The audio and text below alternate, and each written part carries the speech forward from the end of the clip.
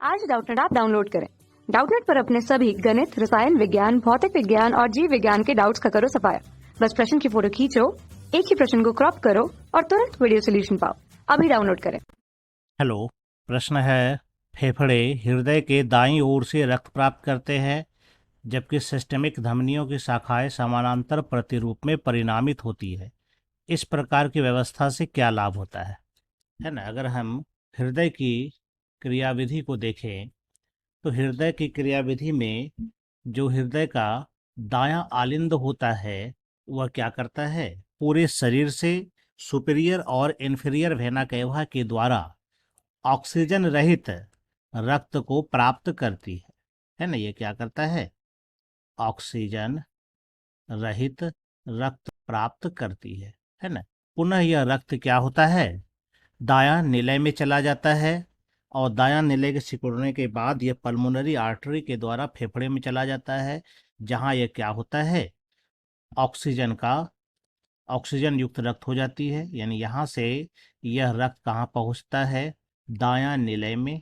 दायां निलय से जब सिकुड़ता है तो यह पहुँचता है रक्त पल्मोनरी आर्टरी में और पल्मोनरी आर्टरी से यह पहुँच जाता है रक्त फेफड़ा में, जहाँ पर कि रक्त क्या होता है, ऑक्सीजन युक्त हो जाता है। और यह ऑक्सीजन युक्त रक्त क्या होता है, पल्मोनरी वेन के द्वारा, ये पल्मोनरी वेन इसके द्वारा कहाँ पहुंच जाता है, यह पहुंच जाता है बायां आरिकल में, कि बायां आलिंद में यह है ना।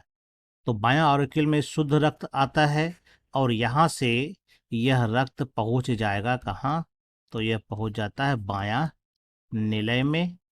और बायां निलय जब सिकुड़ता है तो यह महाधमनी के द्वारा, जिसकी की शाखाएं समानांतर होती है, इसके द्वारा यह क्या होता है, पूरे शरीर को ऑक्सीजन युक्त रक्त मिल जाता है।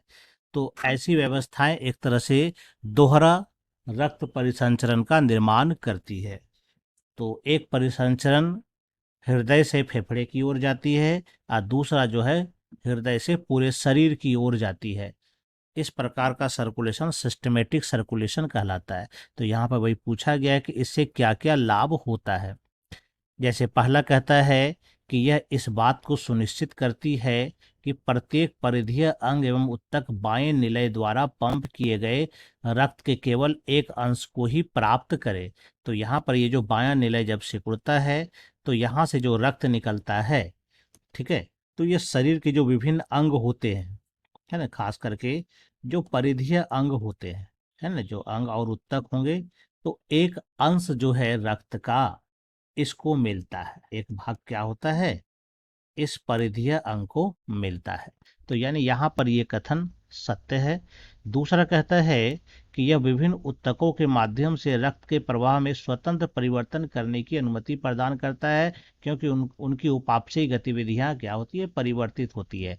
यानी कि यह जब रक्त का प्रवाह होता है विभिन्न उत्तकों और अंगों के माध्यम से, तो वहां पर क्या होता है कि यह अपने ही रफ्तार से चलता है। कारण है कि क्योंकि जिस भी भाग से जाता है वहां पर अपने अपने प्रकार की उपापचयी गतिविधियां होती है और वहां पर रक्त के प्रवाह में परिवर्तन करने की आवश्यकता होती है। तो ऐसी व्यवस्था से क्या होता है, इस प्रकार की परिवर्तन करने की अनुमति मिलती है। इसका मतलब यह भी फायदा में है, यह भी सत्य। तीसरा कथन कहता है कि यह सुनिश्चित करती है कि चूंकि रक्त कोशिकाओं के माध्यम से परिवाहित होता है तो कुछ ऑक्सीजन रक्त में से निकलकर कोशिकाओं में प्रवेश करे। यह व्यवस्था जो है इस व्यवस्था से नहीं मिलता है ना। तो यह उत्तर गलत है। यहाँ कहता है ए और बी दोनों, तो बिल्कुल यह दोनों बिल्कुल सही हो जाएगा। यानी इसका सही उत्तर ये चौथा नंबर हो जाएगा। धन्यवाद। कक्षा 6 से 12वीं से लेकर नीट, IIT, JEE वो एडवांस के लेवल तक 1 करोड़ से ज्यादा छात्रों का भरोसा।